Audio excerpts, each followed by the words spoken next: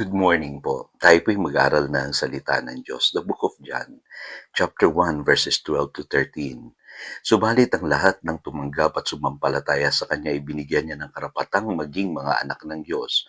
Sila nga ay naging mga anak ng Diyos hindi dahil sa isinilang sila ayon sa kalikasan o sa kagustuhan o sa kagagawan ng tao, kundi ang pagiging anak nila ay dahil sa kalooban ng Diyos.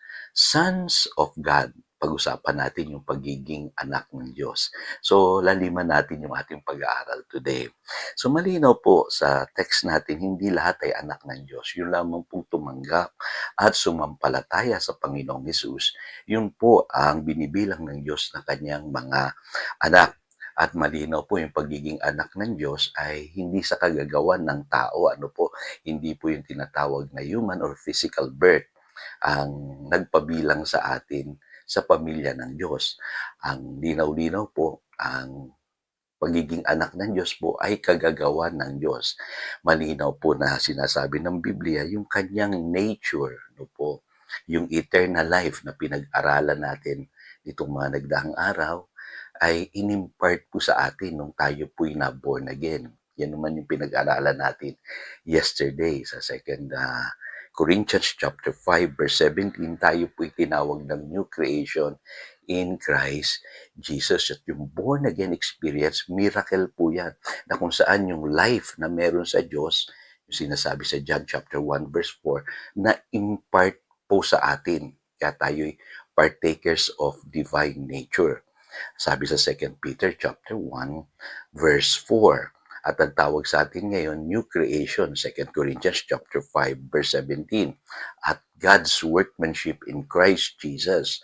So yun naman sinasabi ng Ephesians chapter 2 verse 10. Tayo yung naging resulta nung sakripisyong ginawa ng Panginoong Hesus doon sa krus. Tayo po yung naging product. Tayo po yung mga anak ng Diyos na new creations in Christ Jesus sa paningin ng Diyos. God's workmanship in Christ Jesus. So bakit mahalaga itong katotohanan na ito, mga kapatid? Kasi kailangan tayong gawing bagong nilalang ng Diyos. Para ma-experience nating makalapit sa Kanya nang hindi tayo napipigilan. Kumbaga, we can stand before God as if we have never sinned. Yun ang kalagayan natin ngayon. Kaya maintindihan nyo, hindi lamang tayo pinatawad, tayo'y pinawalang sala. Sabi ng Biblia, mababasa nyo po yan sa Romans chapter 5 verse 1. Meron na tayong mapayapang relasyon sa Diyos. At higit sa lahat, tayo tinatawag ng righteousness of God in Christ Jesus. Sabi sa 2 Corinthians chapter 5 verse 21. So sa pamamagitan ng ating ugnayan na yan sa Diyos, bilang bagong nilalang, mai-enjoy natin ngayon yung grace ng Diyos. Yun ang sinasabi po sa Romans chapter 5 verses 1 and 2. At malaya na tayong makakalapit sa trono ng biyaya ng Diyos. Yun ang sinasabi ng Hebrews chapter 4 verse 16. Ngayon, bilang mga bagong nilalang kay Kristo Jesus, tayo po ay magtatagumpay na sa buhay na ito dahil napagtagumpayan na ng Panginoong Hesus ang sanlibutan at ang kanyang mga kaaway. So napanumbalik po sa atin yung dominion, na dapat mayroon po ang tao. Mababasa niyo po yan sa Romans chapter 8 verse 37 at 1 John chapter 5 verse 4. Tayo nagtatagumpay na dahil sa Panginoong Hesus na siyang nagmahal sa atin. Kasi originally po ang tao talaga, meron siyang dominion. At higit sa lahat, ito yung pinakamagandang katotohanan. Kaya tayo ginawang bagong nilalang ng Diyos kay Kristo Jesus para mapanumbalik tayo sa kanyang pamilya kasi yung original plan ng Diyos sa tao. Ephesians chapter 1 verse 5, Romans chapter 8 verse 15 upang makatawag tayo sa Diyos ng Ama. Ama po, no? So na-accomplish po yung original na plano ng Diyos sa tao sa pamamagitan po natin na tayong tinatawag ng mga bagong nilalang kay Kristo Jesus ay makakatawag na sa Diyos ng Ama-Ama ko. kasi tayo po yung mga anak ng Diyos. Ngayon, anong kadalasang kaisipan na umiiral po sa ating mga simbahan ngayon? Pagbigyan nyo lang ng konti si Pastor, magraranta ko ng konti, ano po. Marami sa atin, akala natin ang pagiging Kristiyano, pagkakaroon lang ng relihiyon. Para bang gusto lang ng Diyos magtayo ng relihiyon. Ano po, yung Bible, tinitignan lang natin parang moral code o di kaya naman parang fairy tale. Hindi makatotohanan yan. Yung mga mababasa mong mga supernatural na kwento dyan, nung unang panahon lang yan nangyari. Nakakalungkot po. Nilimitahan natin ang Biblia. Ano po? At kadalasan maririnig natin sa ating mga pulpito, ang gospel hanggang forgiveness lang ang kayang ibigay. Ano po? Hindi natin naririnig yung mensahe na ang gospel hindi lang kayang magbigay ng forgiveness, kaya nitong magbigay ng healing, deliverance, at yung tinatawag na holiness sa tao. Alam niyo po, ang gospel po ay effective. Ano po, kaya nga po ipinapangaral natin yan Gamot yan sa buhay ng tao. Ano po?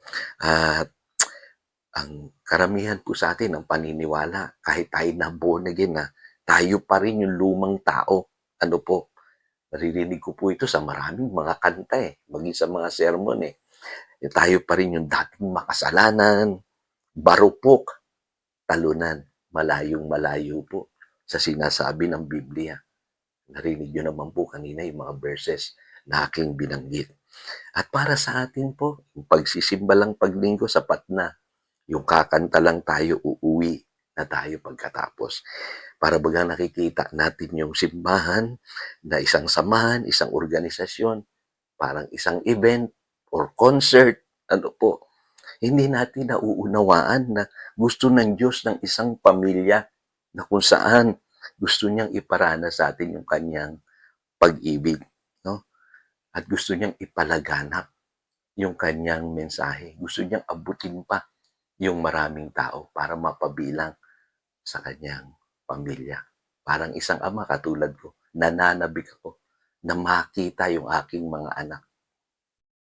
Magkaroon kami ng fellowship, mag-usap kami.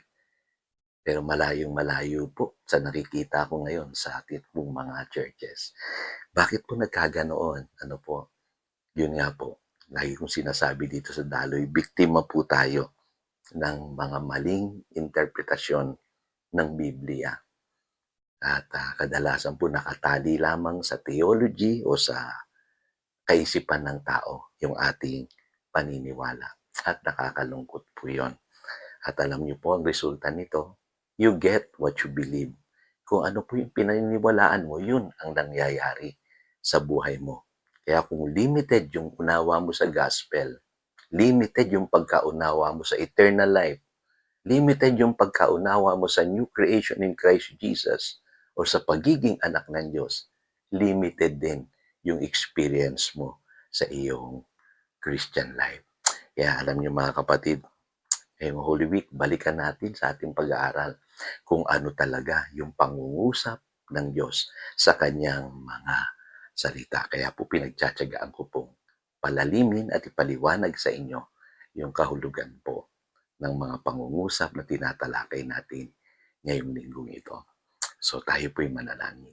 Salamat po Panginoon at muli nagising na naman kami sa mga katotohanan na dapat maunawaan namin na ang pagiging anak ng Diyos ay mapabilang sa iyong pamilya. At dahil dito, mai-enjoy namin yung ginawa ng Panginoong Yesus doon sa krus. Yung kumpletong mensahe ng gospel na hindi lamang kami mapapatawad kundi kami ibibilang na matuwid. At higit sa lahat, mararanasan namin yung iyong masaganang biyaya. Magtatagumpay kami sa lahat ng aming mga kaaway. Sa problema, sa mga pagsubok, sa suffering na meron sa mundong ito. Kasi yan po ang sinasabi ng iyong salita. At higit sa lahat, mai-enjoy namin yung totoong fellowship tuwing kami lalapit sa iyo. Salamat po sa mga unawang ito. Purihin ka. Yan ang aming panalangin in Jesus' name. Amen. Again, ito si Pastor Jojo, nagpapaalala, upang daluyan tayo ng pagpapala, manatili tayo sa kanyang salita. Good morning.